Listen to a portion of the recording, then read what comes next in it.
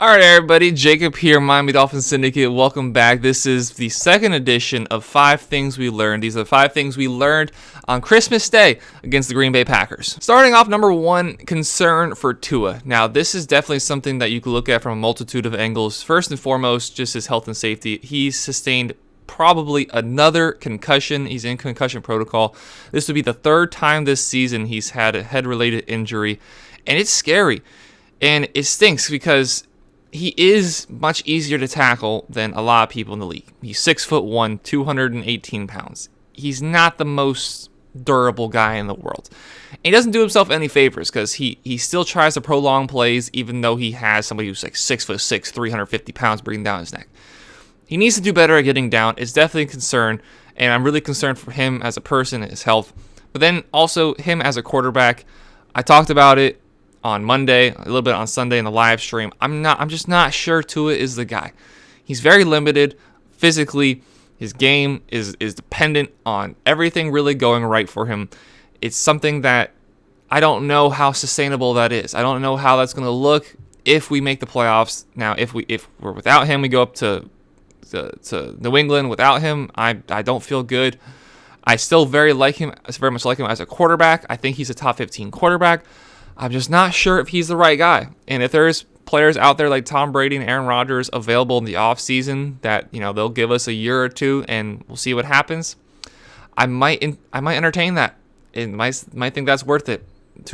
I'm concerned about his health, and I'm concerned whether he's truly the guy for the Miami Dolphins. Number 2, Mike McDaniel is not perfect. Mike McDaniel, offensive genius. That's something I'm here to question.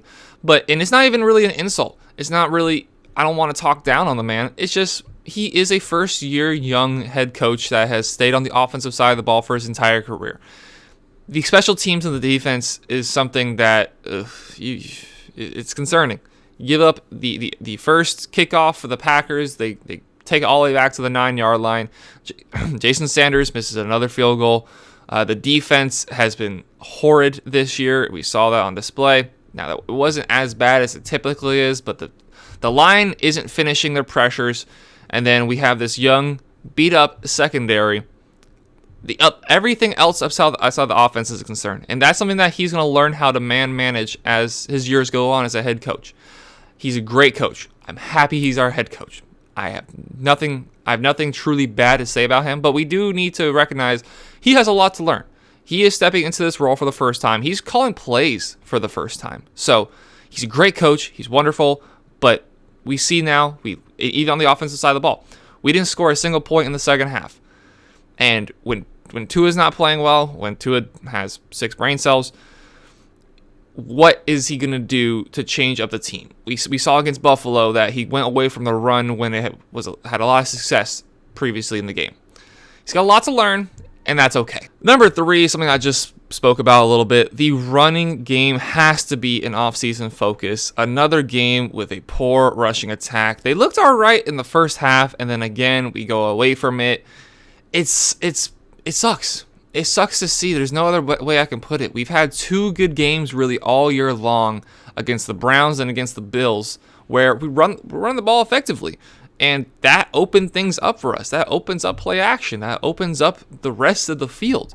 If I will say it time and time again, if you cannot run the ball, your play action means nothing. If they can rush 4 guys and hold our running backs to 3 yards of carry, that is a major disruptor for the rest of the offense. And it is going to make things harder for Tua, who does need the field to be open to be his best self.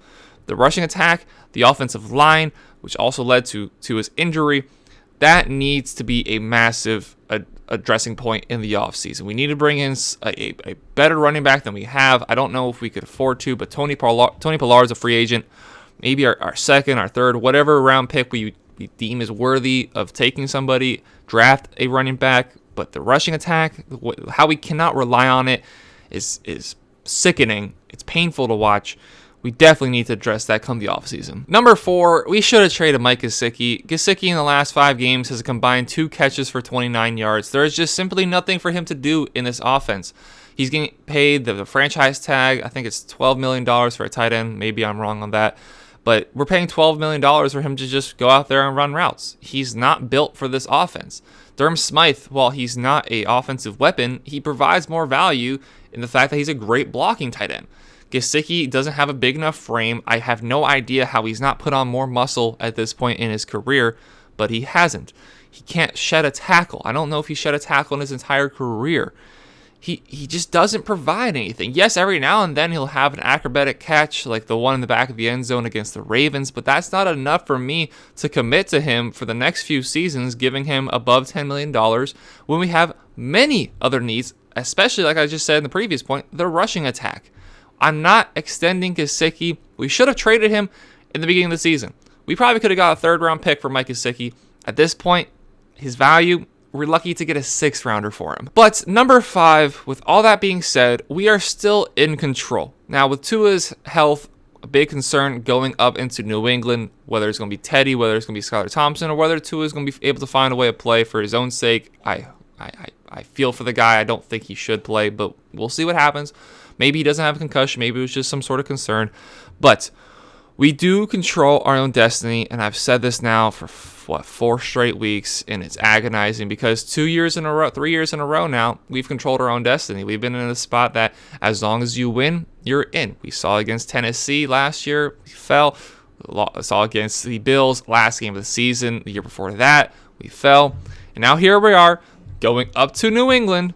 Ironically enough, the year before we got Tua, the tanking for Tua, the last game before Tua was on this roster, in New England, we ruined their playoff chances. Now they have an opportunity to ruin our playoff chances. I don't feel great. I don't feel confident. But if we win against New England and the Jets lose, we clinch right there. Right there. Week 18 does not matter. We clinch right there. If we lose and the Jets win, it's going to be a fun week. I wouldn't know. I don't know who holds the tiebreaker between us and New England at that point. Obviously, the winner of the Jets-Dolphins game would then be elevated above the other.